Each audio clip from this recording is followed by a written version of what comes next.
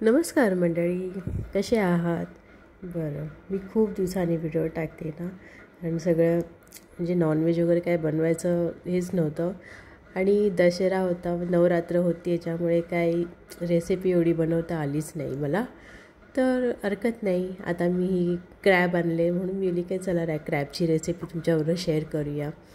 बरं, हे म्हणजे संडेला बनवलेलं आहे ॲक्च्युली, पण मला व्हिडिओ टाकायला वेळच मिळाला नाही, मग मी एडिटिंग वगैरे करायला मला नाही मिळालं टाईम, म्हणून मी आता हे बनवून ठेवला होता, पण मला टाकायला अपलोड करायला मिळाला नाही. पण आता हरकत नाही, मी आता टाकते.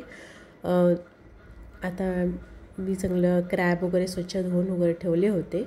नंतर चला आज मसाला रेडी करून घेतलेला आहे, ते बघून घ्या तुम्ही. कांदा चांगला फ्राय केलेला आहे मी, लाल मिरच्या टाकलेल्या आहेत, खसखस टाकलेला आहे आणि दुसरं टाकलेलं आहे मी लसूण आणि हा ओला नारळ टाकलेला आहे. ॲक्च्युली ओला नारळमध्ये आपल्या कोकणामध्ये तर सुक्या नारळामध्ये करतात, पण इकडे साऊथमध्ये खूप कमी असा सुका नारळ मिळतो, इथे मिळत नाही खूप, म्हणजे कारण का खराब होता म्हणून ते जास्त ठेवत नाहीत आणि ओला नारळ काय अवेलेबल असतं सगळीकडेच, म्हणून ओला नारळामध्ये सगळ्या रेसिपी इकडे होऊन जातात. म्हणून मी पण क्रॅब आपले ह्याच्यामध्येच ओला नारळामध्येच बनवलेले आहे. तुम्ही सुक्या नारळ पाहिजे असेल तर तुम्ही सुक्या नारळामध्ये बनवा, ठीक आहे. पण मी जसं बनवलं आहे तसं तुम्हाला मी शेअर केलेलं आहे.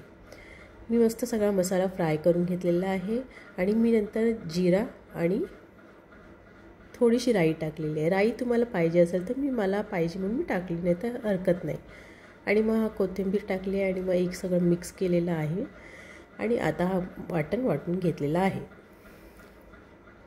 आता मी फोडणी करून घेणार आहे. फोडणीसाठी मस्तपैकी मी ऑइल टाकलेलं आहे आणि मग कांदा टाकलेला आहे.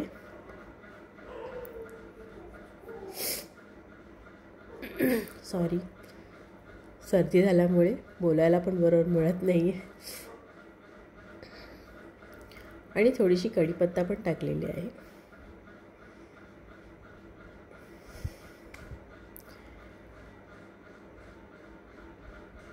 मग हळद आणि तिखट, लाल तिखट टाकलेलं आहे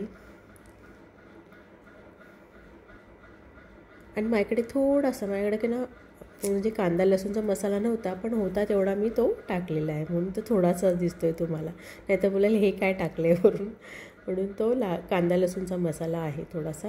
आणि आता मी क्रॅब टाकले आहे.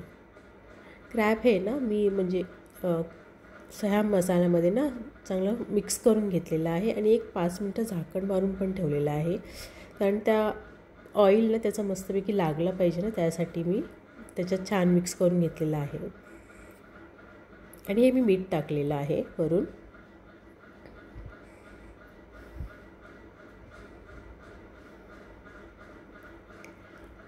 तुम्हाला माझी रेसिपी कशी वाटते तुम्ही मला लाईक, शेअर, सबस्क्राईब करून नक्की सांगा, कमेंटमध्ये पण सांगा, ठीक आहे. आणि हा मसाला मी वाटलेला आता वरून टाकलेला आहे, तो पण सगळा एकजीव केलेला आहे. मला पाहिजे तेवढं मी पाणी त्याच्यामध्ये मिक्स करून घेतलेलं आहे. तुम्हाला जसं पाहिजे तसं तुम्ही पाणी टाकून घ्या.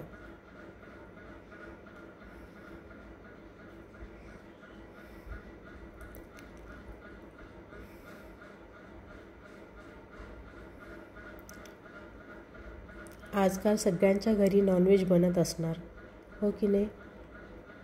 कारण नवरात्र, पितृपक्ष, श्रावण वगैरे सगळं संपलेलं आहे, आता फक्त दिवाळी बाकी आहे. हे बघा, मी अजून पाणी टाकलेलं आहे थोडंसं, कारण मला पातळ हवं होतं.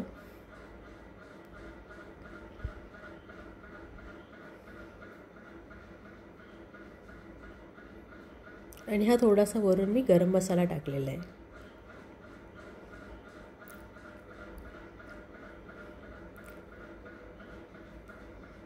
ठीक आहे. तुम्हाला कसं वाटते माझी रेसिपी मला लाईक, शेअर, सबस्क्राईब करून नक्की सांगा, कमेंट करून पण सांगा.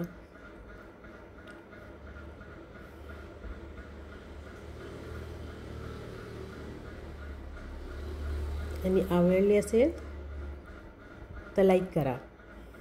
बाय.